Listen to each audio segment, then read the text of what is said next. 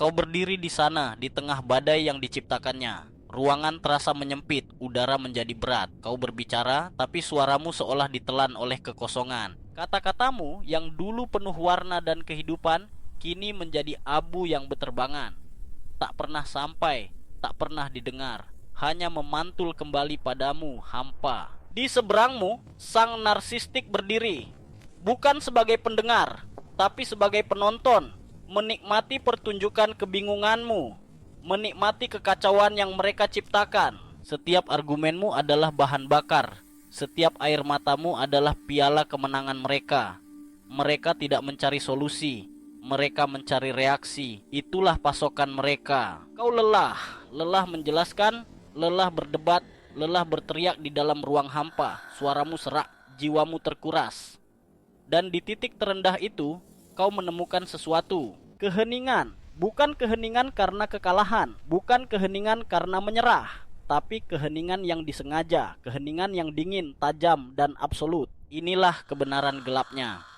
Bagi seorang narsistik, keheninganmu bukanlah kedamaian. Itu adalah sebuah cermin kosong, sebuah lubang hitam yang menyerap semua drama mereka dan tidak memantulkan apapun kembali. Ego mereka yang begitu besar dan rapuh membutuhkan validasi terus-menerus. Mereka butuh kau untuk berteriak, menangis, membela diri. Mereka butuh kau untuk memainkan peran dalam sandiwara mereka. Saat kau diam, kau menolak untuk naik ke atas panggung. Kau membatalkan pertunjukan. Kau membiarkan mereka sendirian di bawah sorotan lampu, dengan naskah yang tiba-tiba menjadi tidak berguna. Ini bukan kebetulan, ini psikologi. Fenomena ini disebut penarikan pasokan narsistik, narcissistic supply withdrawal. Kau memotong sumber makanan emosional mereka. Tanpa rekasimu, mereka kehilangan arah. Cermin yang mereka gunakan untuk melihat kehebatan diri mereka kini hanya menunjukkan kekosongan. Dan itu menakutkan bagi mereka, lebih menakutkan daripada kemarahanmu. Awalnya, mereka akan mencoba segalanya. Mereka akan meningkatkan intensitas. Provokasi akan menjadi lebih tajam, tuduhan lebih liar. Mereka mencoba memaksamu kembali ke dalam permainan. Mereka mungkin akan berteriak, "Lihat, kau bahkan tidak peduli, kau begitu dingin." Mereka mencoba melukis keheninganmu sebagai bukti kekejamanmu, bukan sebagai respons atas kekejaman mereka. Ini adalah proyektil terakhir mereka, sebuah upaya putus asa untuk membalikkan narasi, untuk membuatmu merasa bersalah karena telah membangun perbatasan yang sehat. Tapi kau tetap diam, benteng keheninganmu tidak bisa ditembus.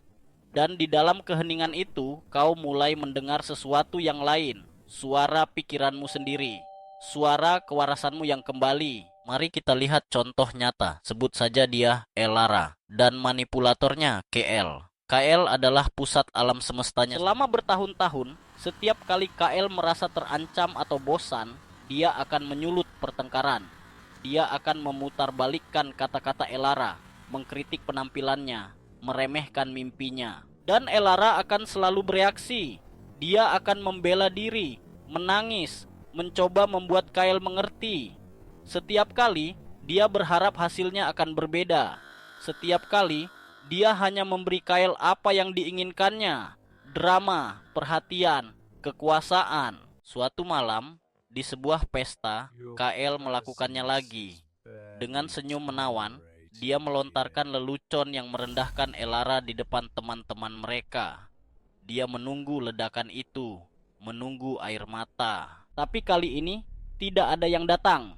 Elara hanya menatapnya, bukan dengan kebencian, bukan dengan kesedihan, hanya tatapan kosong, seolah-olah dia sedang melihat menembus dirinya. Lalu, dia berbalik dan melanjutkan percakapannya dengan orang lain, seolah tidak terjadi apa-apa. Keheningan itu lebih keras daripada teriakan manapun. Kau bisa melihat kepanikan di mata KL.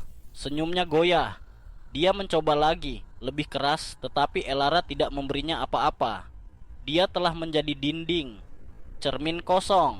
Malam itu, KL kehilangan kekuasaannya.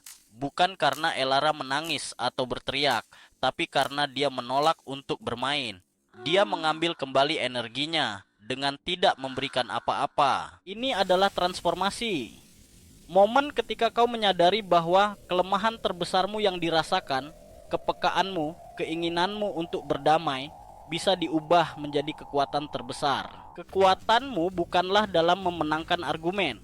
Kekuatanmu adalah dalam memutuskan bahwa argumen itu tidak layak untuk energimu. Kau tidak memadamkan api mereka dengan air.